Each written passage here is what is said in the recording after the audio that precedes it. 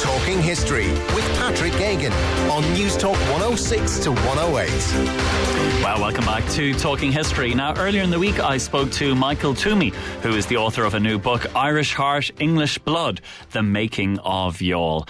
And it's a very interesting book, published in paperback by the History Press. And I began by asking him about how I enjoyed reading about the connection between Youghal and Sir Walter Raleigh. Raleigh comes over as part of the first wave of plantations after the Munster rebellions in 1569 and 1579, and he comes as a captain with Lord Grey, and they cross Munster towards Smerwick, and he's involved, as most people will know, in the massacre at Smerwick. And his connection to Youghal is that because he's so successful as a soldier, he's awarded 40,000 acres of land, which actually was illegal for the time, because there was stipulations in the plantation programme set out in London that he wouldn't get as much, but he manages to get as much as he wants, because they kind of work with autonomy once they get here.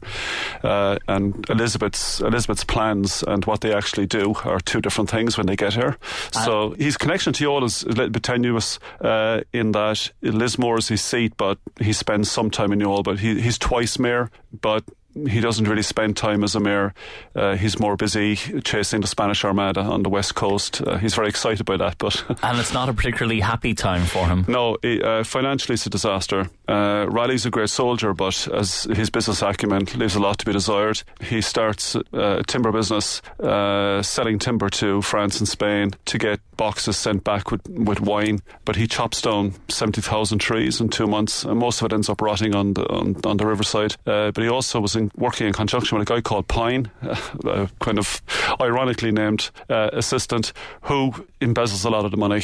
And he breaks Raleigh. But Raleigh doesn't really care about his business. He keeps talking about El Dorado. He keeps saying, if you can find gold, you don't have to worry about your other commodities. So as a businessman, it's very poor. He gets in trouble. He ends up in court. He complains to the government in Dublin that his plantations are being run into the ground.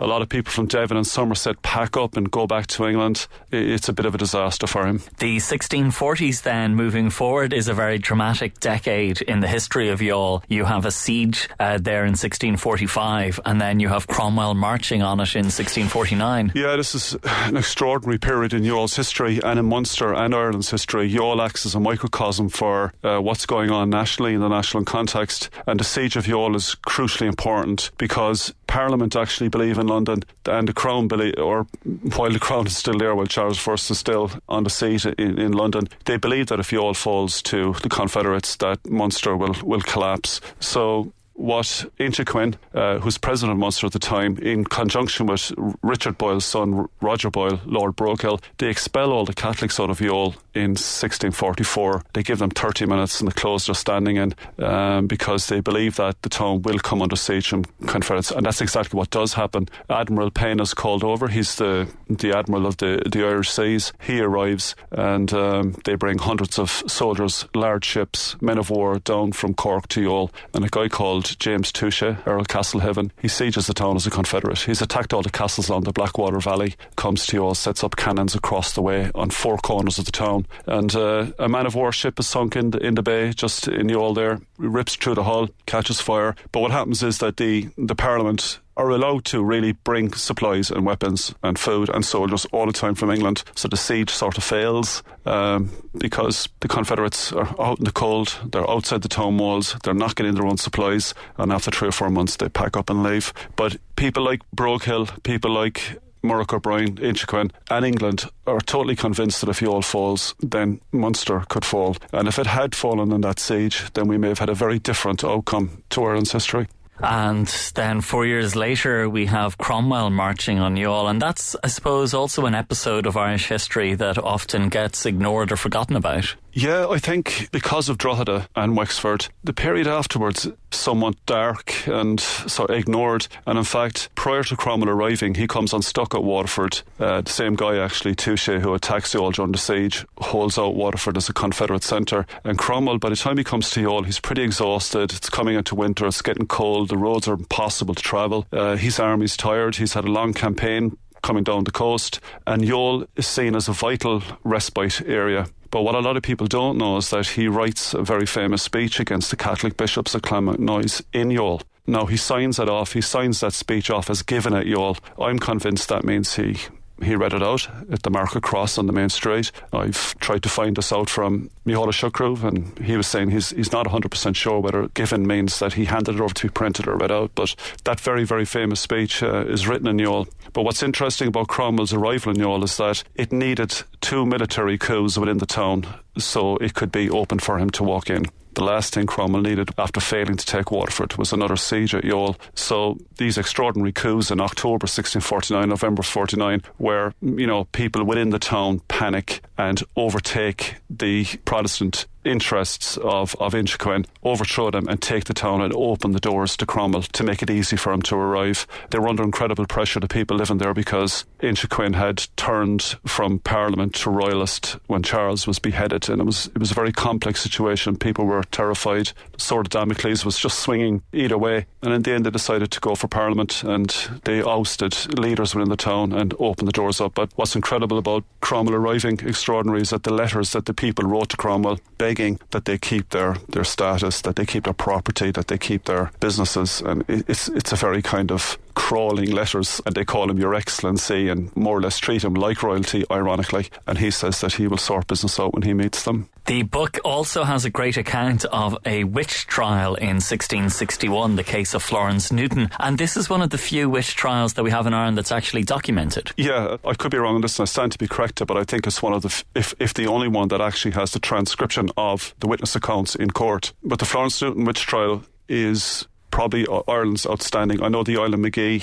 witch trials as well, but certainly in the southern regions of Ireland, it's the outstanding witch trial. The town is populated by Puritans after Cromwell leaves. These are people who are pretty obsessed with witchcraft and, the presence of Satan. They truly believe it. But they're not the only religious dynamic in the town. You also have ranters, Quakers, Episcopalians, Anabaptists, and there's a crisis when Cromwell leaves. There's a crisis of identity, a crisis of authority. Charles II is restored to the crown, and Catholics start to return after being expelled. There's arguments over property, over houses, and a lot of people see the witch trial as a kind of cathartic episode in which they cure all the ills of the previous 10 years, and this poor unfortunate woman, Florence Newton, who's identified as a witch by a spiteful young girl, Mary Langdon, she's really the scapegoat for curing all the ills in the town. There's obviously no real evidence for witchcraft in this, but she's accused of killing a number of people, particularly a jailer, and the mayor at the time had a young girl who died as a child, and he pointed a finger at her as well. But what's missing off the transcript is what happened to Florence Newton afterwards,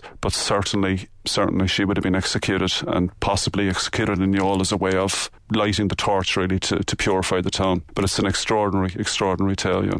I suppose we can't finish without mentioning Richard Boyle, because he had a huge role in the making of Youghal and made quite a lot of money out of it as well, it seems. Yeah, and Walter Raleigh is the man who's identified as the sort of figure for Youghal, unfortunately, because Raleigh really had no love for the town, whereas Boyle called it his home, and Boyle buys the 40,000 acres off Raleigh, actually, and Boyle has no royal blood, and he is very much a man obsessed with making contacts, being successful in business. He attains most of his land illegally as a clerk, land that belonged to the crown, actually, but coming over as a clerk to sort out the situation. He attains a lot of land, including Raleigh's 40,000 acres for quite cheap. Boyle does extraordinary work in Youghal, which is still evident physically today, tangible evidence, like the almshouses, the hospital. He renovated the town walls, which are the longest town walls after Derry in the southern part of the country. He's a patron of the arts. He has theatre companies coming over from London while there's a plague there, Shakespearean companies who come and perform in Youghal. He sets up his own little welfare system. He looks after widows,